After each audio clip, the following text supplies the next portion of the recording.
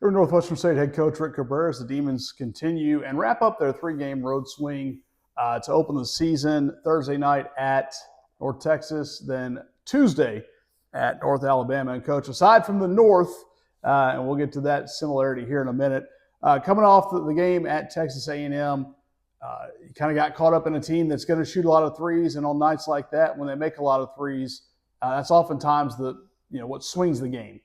Yeah, I mean, like we were awful defensively. I try not to get too emotional with my quotes and my thoughts until I watch film.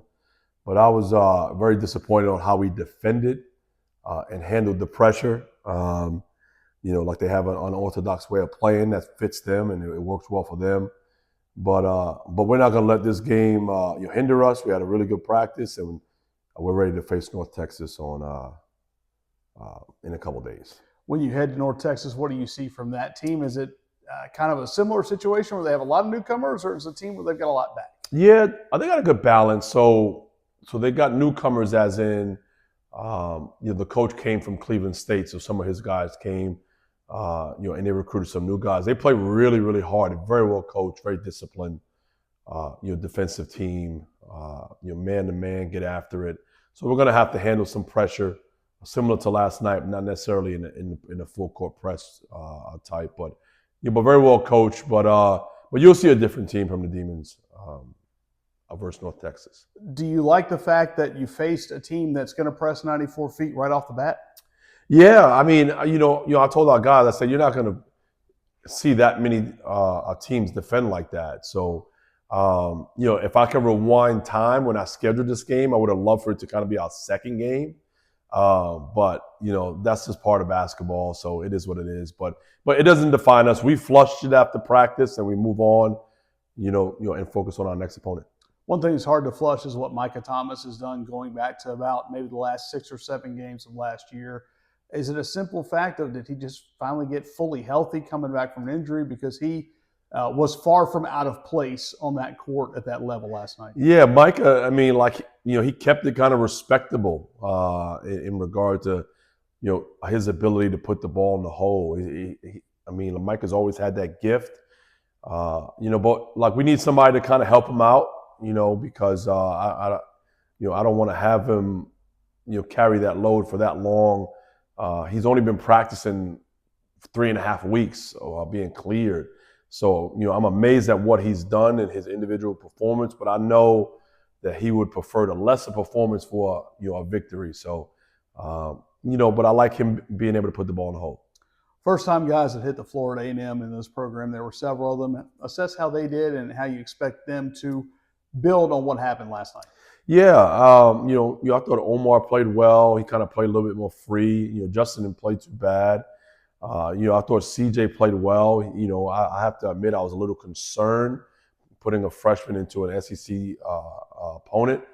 He didn't have any turnovers. I'm trying to think who else, but we didn't have many guys play well. But there was some positive that came out of it. But we got to move on from that game and get better. Mustafa Loom was going against a pretty big front line, but he had his moments. Yeah, Mustafa. Yeah. He was one that I did miss. He did play well. He showed high major athleticism.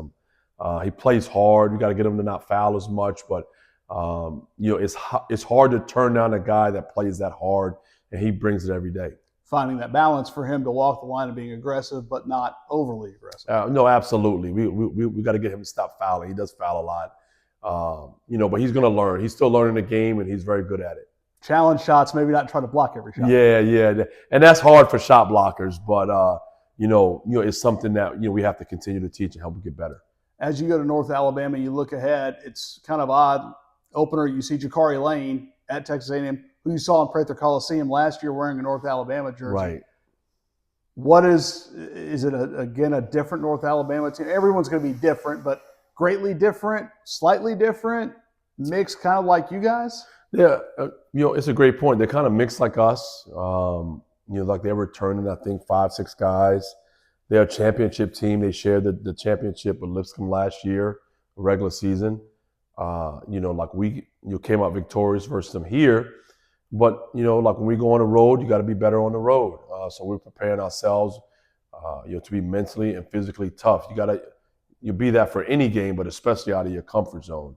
And that's what we look forward to doing. I think this is one of those that it's going to be a bit of a longer bus ride. So again, it's more time.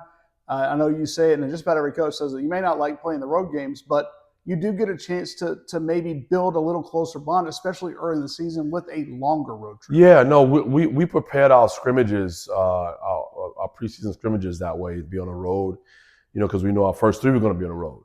Everybody likes to play home. We'll have our time playing at home, but we're going to learn playing on the road. You got to, to be really good, you got to win road games, and I'm going to learn that way. By playing North Alabama. One thing I know going into North Alabama, you and their head coach have a pretty neat little bond there in terms of both heritage and friendship. Yeah, Tony Pujo is a heck of a coach. I'm so excited for his success that he got. He got a nice contract extension.